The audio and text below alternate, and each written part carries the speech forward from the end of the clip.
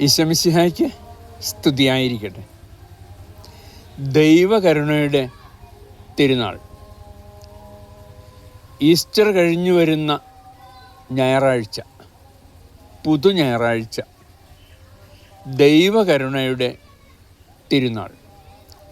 തിരുവിലാവിലെ മുറിവിൽ നോക്കി തോമസ് ലീഹ അവിടുത്തെ കരുണയെ ആരാധിച്ച തിരുനാൾ.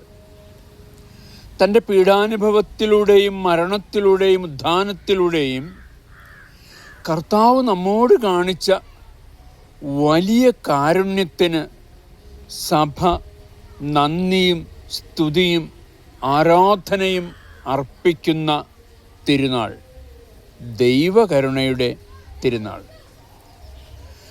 കരുണയുടെ രണ്ട് കൂദാശകളായ പരിശുദ്ധ കുമ്പസാരവും പരിശുദ്ധ കുർബാനയും ഒരുക്കത്തോടെ സ്വീകരിച്ചുകൊണ്ട് തൻ്റെ തിരുവിലാവിൽ അഭയം നേടാൻ തിരുസഭ നമ്മെ ക്ഷണിക്കുന്ന തിരുനാൾ.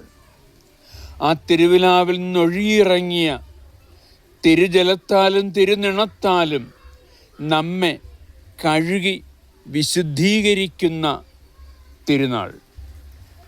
കരുണയുടെ തിരുനാളിൽ കുമ്പസാരിച്ച് ദിവ്യകാരുണ്യം സ്വീകരിക്കുക വഴി സകല പാപങ്ങളും അതിൻ്റെ മുഴുവൻ ശിക്ഷകളും, കുമ്പസാരത്തിൽ ഏറ്റുപറയാൻ മറന്നുപോയ പാപങ്ങളും അവയുടെ ശിക്ഷകൾ പോലും ദൈവം ഇളച്ചു തരുന്ന മഹോന്നതമായ തിരുനാൾ, ദൈവകരുണയുടെ തിരുനാൾ. അതായത് മാമോദിസായിലൂടെ നമുക്ക് ലഭിച്ച അതേ വരപ്രസാദാവസ്ഥയും വിശുദ്ധിയും നമുക്ക് ലഭിക്കുന്ന തിരുനാൾ. കരുണയുടെ തിരുനാൾ തിരുനാളുകളുടെ തിരുനാളാണ്. മറ്റൊരു തിരുനാളിലും ഇത്രയധികം ഉന്നതമായ വാഗ്ദാനം നമുക്ക് ലഭിക്കുന്നില്ല. കരുണയുടെ ഈശോയുടെ ചിത്രം വണങ്ങുന്ന ഒരാത്മാവും ഒരിക്കലും നശിക്കുകയില്ലെന്ന് ഈശോ ഫൗസ്റ്റീനാമ്മ വഴി ലോകത്തോട് വാഗ്ദാനം ചെയ്തിരിക്കുന്നു.